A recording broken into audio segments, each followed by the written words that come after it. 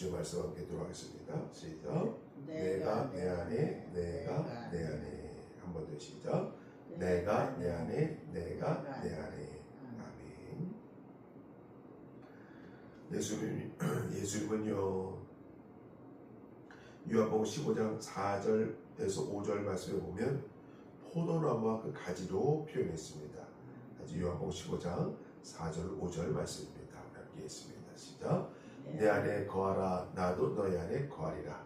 가지가 포도나무에 붙어있지 아니하면 절로 과실을 맺을 수 없음 같이 너도 내 안에 있지 아니하면 그러하리라.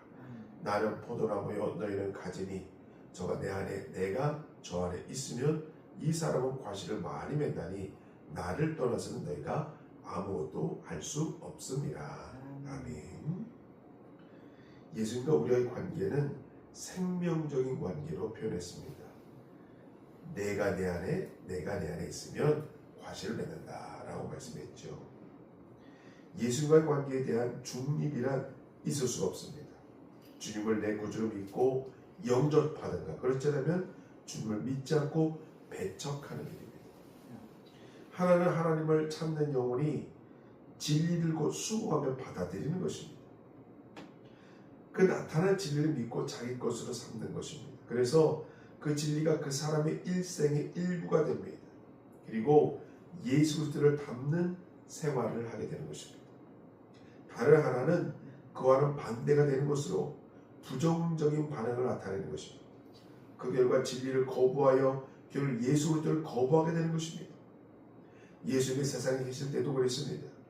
그분을 공박하는 사람들은 예수님을 미친 사람으로 몰기도 했습니다. 점점 그들의 증오와 배척이 심해져서 마침내는 예수님을 죽일 계획까지 일삼게 되는 것입니다. 마침내는 잔인한 로마의 사형대인 십자가에서 사라질 것으로 믿었습니다. 그러나 진리는 그런 식으로 사라지지 않습니다. 진리는 영원히 남는 것입니다. 그러면 예수님은 영원히 우리 곁에 남아 계시는 것입니다.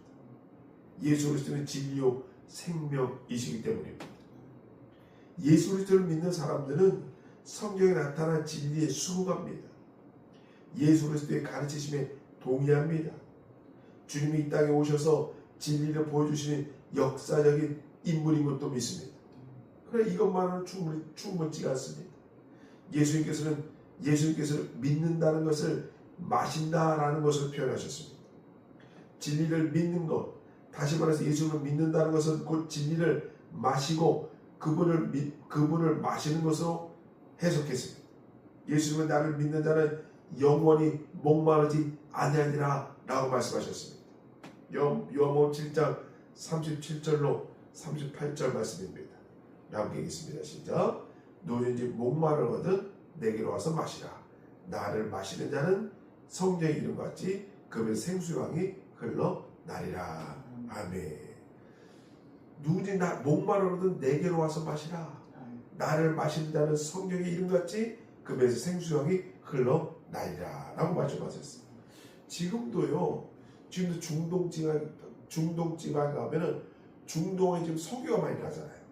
뭐 사우디아라비아, 이라크, 이란 석유가 많이 나잖아요. 근데 석유보다 더 비싼 게 있어요. 중동지방은 석유보다 더 비싼 게 뭐냐면 물입니다. 그러니까 석유 가격보다 마시는 물 가격이 석유 가격보다 더 비싸요. 그만큼 물이 중요한 거예요. 물이 귀한 거예요. 예수님 당시에는 물이 그렇게 귀한 거죠. 이스라엘이라는 땅이 광야잖아요. 그러니까 물이 귀해요. 그러니까 요단강 근처로만 그 문명이 발전했지 그 광야는 문명이 발전하지 못했습니다. 그래서 물이 있는 곳에 항상 그 사람들이 모여 살았거든요. 그만큼 물은 중요한 거예요. 그러면 예수님은 말씀하시는 거죠. 누구든지 목마르거든 내게로 와서 마시라. 이 귀한 물이 나한테 있다는 거죠. 나를 마시는 자는 성경의 이름과 같이 그 배에서 생수의 강이 흘러나리라. 그러니까 나를 마시는 자는 그 귀한 물을 영원히 마시게 된다 라고 말씀하시는 겁니다. 그러니까 당시 이스라엘 사람들에게는 이 귀한 물을 예수님께 주신다니 아주 귀가 솔깃해서 들을 수밖에 없는 것이지요.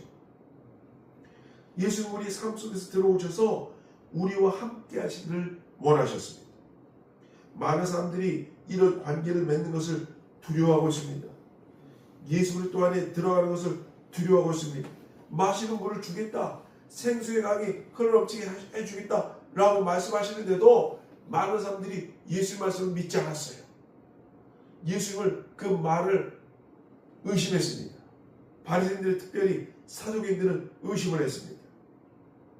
그것은 주님을 몰라서 그런 것입니다. 주님께 귀를 기울이는 것은 이분이야말로 하나님이심을 아는 것입니다. 그러므로 주님이 말씀하시는 것과 하시는 일들을 진지하게 받아들이게 되는 것입니다. 결국 자신을 예수님에게 온전히 맡기게 됩니다. 주님이 나를 하시고 나도 주님을 알게 되기 때문입니다. 이것은 정말 고귀한 관계입니다. 이런 관계를 가진 사람들은 마음이 평안해지는 줄 아시기 바랍니다. 결국 예수님을 알게 되면 마음에 평화가 와요. 평안이 내 안에 찾아옵니다. 주님의 소망이 나의 소망이 됩니다. 주님의 일이 내 일이 됩니다. 주님의 말씀이 내 말이 됩니다. 주님의 기준이 내 기준이 되고 주님의 가치관이 내 가치관이 되는 것입니다. 주님의 생명이 나의 생명이 되는 것입니다. 이것이 주님이 내 안에, 내가 주님 안에 있는 생활인 것입니다. 주님이 내 안에, 내가 주님 안에 있을 때에 영생을 갖게 되는 줄 아시기 바랍니다. 오늘 본문 말씀 요한복음 10장 28절 말씀입니다. 하겠습니다. 시작. 내가 저희에게 영생을 주노니 영원히 멸망치 아니할 터이요 또 저희를 내 손에서 빼앗을 자가 없느니라. 아멘. 주님이 우리에게 주시는 영생은 우리가 주님과 끊임없이 교제할 때 우리에게 주시는 주님의 생명이 되시는 줄 아시기 바랍니다. 그래서 주님은 내 양심 속에 살아계셔서 내가 해야 될 것을 하게 하시고 안 해야 될 것을 하지 않도록 하게 하시는 것입니다. 왜 말씀이 우리에게 중요합니까? 성경은 우리에게 할 것과 하지 말할 것을 구분해 놓으셨어요. 그래서 해야 될, 마땅히 우리 해야 될 것을 알게 하셨고 마땅히 해야지 않을 것을 우리에게 말씀해 놓으셨습니다. 정확히 구분해 놓으셨어요. 그래서 성경은 우리 인생의 나침반이 되고 우리 인생의 지도가 되는 거예요. 내가 할 일은 주님의 생명이 내게 흘러 들어오도록 항상 나를 열고 사는 것입니다. 하나님의 손길에 감싸여 사는 사람은 이 세상에 그 어떠한 사람이 누리지 못하는 참 평안을 누리고 살게 되는 줄 아시기 바랍니다. 그러므로 우리는 주님의 손길에 민감해야 됩니다. 예수님은 선한 목자십니다. 오늘 본문 말씀 10장 29절 말씀입니다. 우리 함께 읽습니다. 시작. 저희를 주신 내 아버지는 만유보다 크시니 아무도 아버지 손에서 빼앗을 수 없느니라. 아멘. 다른 번역 성경을 보면요, 내 아버지께서 내게 주신 이 신뢰는 만유보다 크시니 라고 말씀했습니다. 이처럼 신뢰라는 것이 중요한 거죠. 서로 믿는 것이 중요한 거예요. 하나님 마음속에 이 모든 것보다 중요한 것이 바로 하나님 마음속에 이 모든 것보다 중요한 것이 바로 신뢰고 믿음인 줄 아시기 바랍니다. 하나님 보실 때 가장 중요한 것이 그 백성, 다시 말하면 주님께 모든 것을 맡기고 주님의 통치를 받기를 원하는 사람들을 지키시는 일이라는 것을 알게 될 때 우리 마음에 감격해지며 하나님을 믿게 되는 줄 아시기 바랍니다. 나는 비록 약하여 방황할 때가 있어도, 나는 비록 미련하여 주님의 명령을 쫓지 못할 때가 있지만 나를 사랑하신 주님은 나를 바른 길로 인도하여 주셨고 거역할 때도 인내하며 우리를 기다리신 줄 아시기 바랍니다. 사랑하는 성도 여러분, 주님께는 우리가 가장 귀한 양입니다. 내가 특별한 존재입니다. 우리는 주님의 지극한 보호와 사랑의 대상입니다. 주님 우리를 인정해 주십니다. 우리를 그의 품 안에 지키시고 돌보시기 위해서 주님의 그의 능력으로 무엇인지 하실 수 있는 분인 줄 아시기 바랍니다. 하나님과 원수였던 우리를 화목하기 위해서 기쁜 마음으로 자신의 생명의 대가로 치지는 그 아들 예수 그리스도를 우리에게 보내준 줄 아시기 바랍니다. 이제 다음 주부터 대림절이에요. 자, 대림절이라는 뜻은 뭐냐? 예수님 탄생을 기다리는 절기라는 뜻이에요. 약 보통 4주간 진행이 되는데 이제 12월달 얼마 되지 않았죠? 크리스마스가 다가오죠? 크리스마스를 기다리는 절기를 대림절이라고 합니다. 예수님께서 탄생하신 것을 고대하면서 이제 기다리는 목자와 같이 기다리는 그러한 절기 바로 대림절 절기입니다. 우리도 마찬가지죠. 우리 예수를 기다려야 되는 거예요. 예수의 강림하심을 오심을 기다려야 되는 겁니다. 우리가 하나님의 손 안에 있습니까? 누가 우리를 인도하십니까? 우리는 누구의 소유입니까? 우리 안에 들어와 있는 그 생명은 무엇입니까? 바리새인과 사두개인들은 주의 말씀을 듣고 화를 냈습니다. 그리고 예수님을 잡아서 십자가에서 죽이려는 계획을 세웠습니다. 지금도 많은 사람들이 선한 목자신 예수님을 배척하며 살고 있습니다. 그러나 주님의 음성을 듣고 주님의 부르심에 응답하며 주님을 따르는 사람들에게는 주님의 약속이 실제로 이루어지는 줄 아시기 바랍니다. 많은 사람들이 하나님을 믿고 있어요. 저는 참 감사한 게 이재명 대통령이 성도예요.